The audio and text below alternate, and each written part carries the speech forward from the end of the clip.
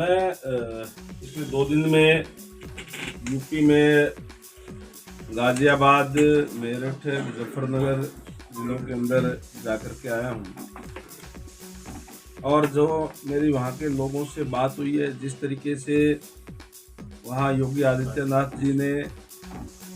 सुशासन देने का काम किया है, क्राइम रहित शासन देने का काम किया है और पिछले 5 साल के अंदर जो विकास यूपी के अंदर हुआ है उसको देखते हुए और जो देश के प्रधानमंत्री आदरणीय नरेंद्र भाई मोदी जी के नेतृत्व में जिस तरीके से देश का गौरव विश्व पटल पर बढ़ाने का काम किया है और उसी के मद्देनजर लोगों ने एक तरीके से मन बना लिया है कि एक बार फिर से यूपी के अंदर योगी आदित्यनाथ जी के नेतृत्व में भारतीय जनता पार्टी की सरकार बनने जा रही है। पालिका के चुनाव, नगर पालिका, नगर परिषद के चुनाव जो पेंडिंग है उसके लिए प्रोसेस चल रहा है और मैं समझता हूँ कि जल्द ही इसके चुनाव जो है वो करवाए जाएंगे।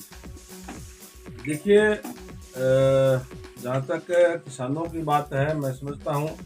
कि अगर जिस तरीके से जो इस मौजूदा सरकार ने जो कार्य किए हैं, सबसे ज़्यादा अगर किसी फील्ड के अंदर काम हुआ है तो एग्रीकल्चर फील्ड के अंदर हुआ है, जहाँ किसानों को सेंट्रल गवर्नमेंट की तरफ से एमएसपी गेहूं और धान पे दी जाती है। वहीं हरियाणा सरकार जो है भावांतर भरपाई के तहत, चाहे वो बाजरा की खरीद हो, चाहे मूंगफली की हो, सूरजमुखी हो, और इसके साथ साथ सब्जियों पर भी जो है भावांतर भरपाई के तहत किसानों के भरपाई करने के लिए उनको फसल जो है खरीद की जा रही है। ऐसा किसी भी और स्टेट के अंदर नहीं है, चाहे हमारा पड़ोसी स्टेट पंजाब है, चाहे राजस्थान के अंदर कांग्रेस की सरकारें हैं, लेकिन कहीं भी ना तो बाजरा खरीदा जाता, ना धान और गेहूं के अलावा कोई और फसल खरीदी जाती। हरियाणा सरकार पहली ऐसी सरकार है जो सब्जियों पे भी, फल पे भी भावांतर भरपाई के तहत किसानों का ज़्यादा मूल्य मिले, ये सुनिश्चित करने के लिए उसका खरीद करने का काम कर रही है। सोचता हूँ आंगनबाड़ी वर्कर की बात माननीय मुख्यमंत्री महोदय से हो गई थी, उनका शायद सॉर्ट आउट मामला हो भी है। सरकार जो है उस पर बातचीत करके मामला हल हो जाएगा। इस चीज़ का मैं पर्टिकुलर कोई काम की आप बात कर रहे हो मुझे ध्यान नहीं, लेकिन जो सीएम अनाउंसमेंट की बात होती है उस पर तुरंत कार्रवाई होती है। कोई मामला अगर कोई लिटिगेशन के अंदर या और है तो मुझे ये कोई जानकारी नहीं, यहाँ के आप कोई लोकल कह रहे हैं। बाकी तो ऐसी सरकार है आदरणीय मनोहर लाल जी के नेतृत्व के अंदर। नारा भी यही है कि सबका साथ, सबका विकास, सबका विश्वास, इसी की तर्ज पे चलते हुए सरकार जो है, चाहे हमारा यहाँ तो हमारा अपना एमएलए है, यहाँ अगर कोई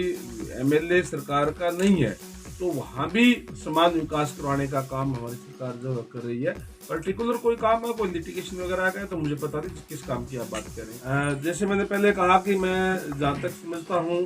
कि जिस तरीके से